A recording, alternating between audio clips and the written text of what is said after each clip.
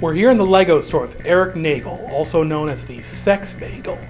Mr. Nagel, no offense sir, but your breath is a little rough this morning. What did you eat for breakfast? There was an incident where you put your hand on the leg of Opie's sister. I imagine that was awkward. What do you think was going through her mind when you did it? How can I escape this irresistible grasp? You've missed song cues in the show because of your tireless devotion to wrestling fanfiction. How strongly does wrestling fanfiction affect your auditory system? Your lips move, but I can't hear what you're saying. Mr. Nagel, I think I see someone you know a couple aisles down.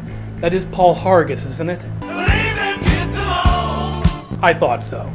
Mr. Nagel, you do so much for the Opie and Anthony Show. What is the #1 thing the show can always rely on you to do?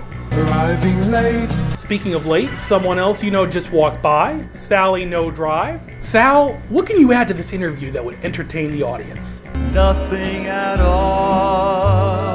Well, at least you're consistent. Now, Mr. Nagel, you've been called such names as Hoagie Boy and Hawk.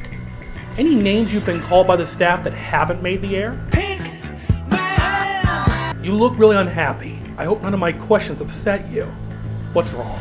There's a hunger still unsatisfied. Really? I just watched you eat 10 pounds of uncooked ravioli only 5 minutes ago. You still feel hungry? I feel like I'm drowning. I don't think that's normal. You may want to consider... It's too late to lose the weight. Oh, sorry for overstepping my boundaries.